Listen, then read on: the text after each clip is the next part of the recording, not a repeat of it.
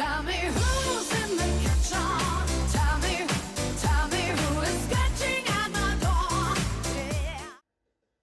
Здравствуйте. Сегодня на ужин я приготовлю 3 свиных языка. Они небольшие, поэтому я взял 3 штуки. Каждый весит около 250-300 грамм. Этот замечательный и вкусный продукт очень просто готовится. Сейчас я все покажу и расскажу. Для начала нужно их промыть в холодной воде. Я уже не раз ел свиной язык. Это вкусное и достаточно нежное мясо, более нежное, чем говяжий язык.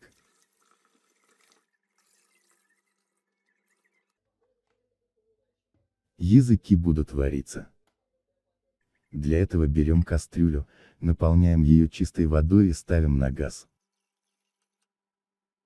Когда вода закипит, то уже в кипящую воду нужно положить языки.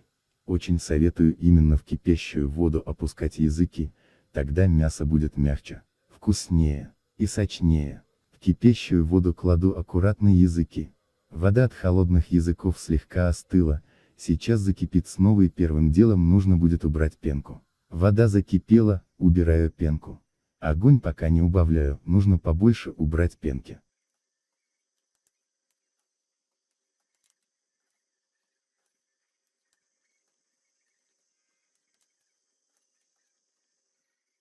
Пенку убрал и теперь убавляю огонь почти до минимума. И осталось добавить несколько ингредиентов. Насыпаю в кастрюлю 1 чайную ложку соли. Примерно пол чайной ложки черного перца в горошек. Лавровый лист.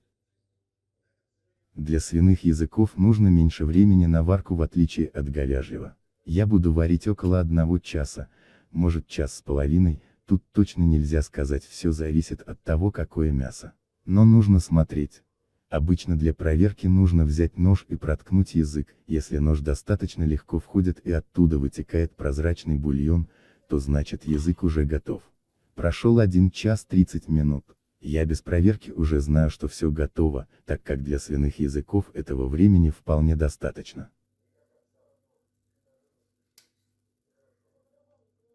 Но вот языки полностью готовы. Остается только вынуть их с кастрюли и убрать вот эту верхнюю шкурку. Сразу скажу, что в отличие от говяжьего языка, свиной язык более капризный в этом моменте, он будет чиститься немного хуже.